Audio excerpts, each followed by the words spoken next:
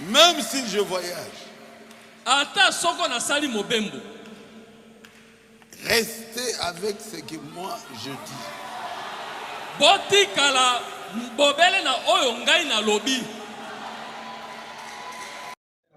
Bana nzambe ya baotabanaki baétudiant bajeune bozala calme bozala agité te conseil na kosenga bino moko na moko aprie obondela bozala agité te lisoso ya diable ezorti obondela kite eza dimanche na baotabanaki. Vous savez que toute vérité n'est pas bonne à dire, mais je suis poussé quand même à dire la vérité au sujet de cette sortie du pasteur Paul. Je prends en témoin 4 pasteurs avec qui j'ai été chez le pasteur Paul un certain 20 juin 2024, juste pendant que le corps de Beka s'amenait ici à Kinshasa. Je suis parti pour que nous puissions échanger avec lui autour de cette affaire. Parce qu'avec grande lumière, grande rumeur, j'étais avec lui à son bureau, nous avons échangé autour de ces points qui, quand nous sommes arrivés chez lui, il y avait le pasteur Franck Muzungu, il y avait le pasteur Célestin Gongo, il y avait le pasteur Saint-Jean, il y avait le pasteur, celui de Bibouala. Nous étions 5 pasteurs.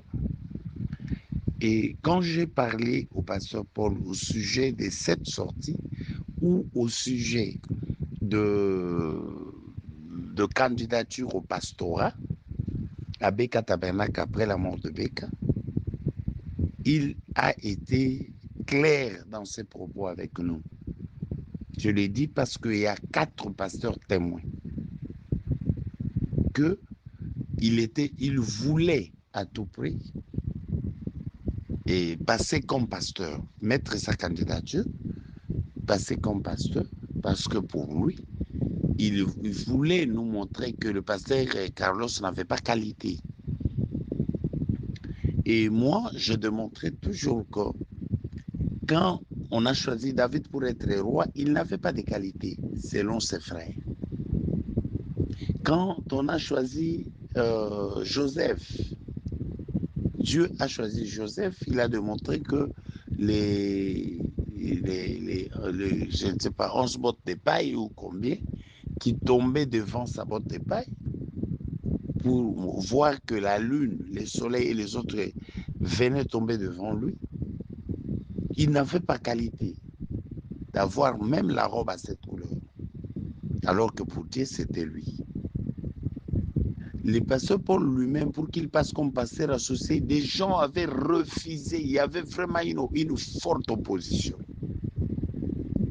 Les gens disaient que c'était un homme d'affaires, il n'avait pas de ministère. Mais Beka s'est imposé pour dire, comme Dieu a parlé, eh bien, c'est lui qui passe. Quelles sont ces qualités que lui avait en ce moment-là, les gens le refusaient, que le pasteur Carlos devait avoir pour passer cette fois-ci?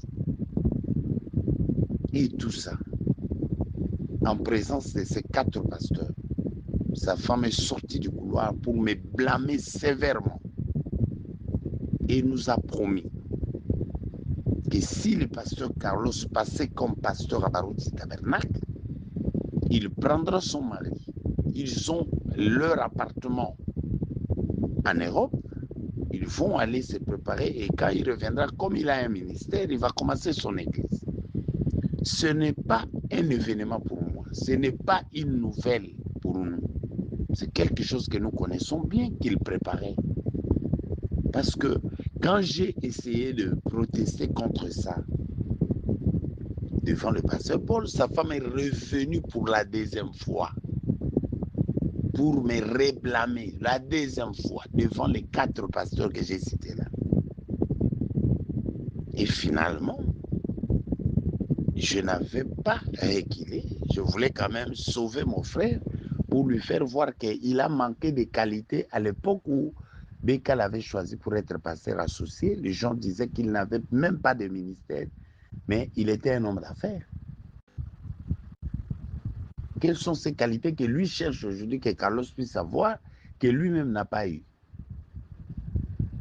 Alors, ce sont des anciennes raisons, toutes ces choses que vous voyez ici. Moi, Tara, je cite mon nom. Ce n'est pas un événement pour moi, ce n'est pas du nouveau. Il y a le pasteur Franck Mouzungu qui a dit au pasteur Paul, viens, si tu fais ce que tu nous dis là, sachez que tu détruis la réputation des Batété là. Parce que un vieux qui glorifiait Beka ici avant sa mort a monté un coup contre lui. Si toi encore tu dois faire ça, c'est fini pour nous les Batété là. Les gens n'auront plus confiance en nous. Il l'a dit dans cette réunion que nous avons tenue chez le pasteur Paul. Alors, je ne sais pas, un John Azaf qui parle de choses qu'il ne maîtrise pas, il ne connaît rien. Il lit seulement des écrits, attention. Hein? C'est l'esprit qui vivifie. Ce ne sont pas les écrits, ça ce sont des échappatoires. Tu es en train de lire des choses que tu ne connais pas dans les cœurs de l'homme. Moi, je vous parle de ce que lui a dit et sa femme, en présence de témoins, pour montrer que c'est un coup qui était déjà préparé. C'est un plan qui était préparé, mais qui n'a pas pu avoir gain de cause en ce jour-là. Je dis que c'était devant, je cite 4 pasteurs. Donc soyez calmes, mes frères prédicateurs, sachez que ce sont des choses qui arrivent à des églises. Ça a commencé à l'église de Jésus. L'église de Jésus a eu des gens que Jésus pensait faire confiance pour leur donner la caisse et toutes sortes de choses, alors que c'était des traîtres.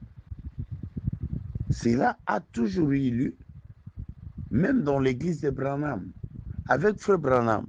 Même André Morin, qui a fait la biographie de Frère Branham, n'est plus dans l'église.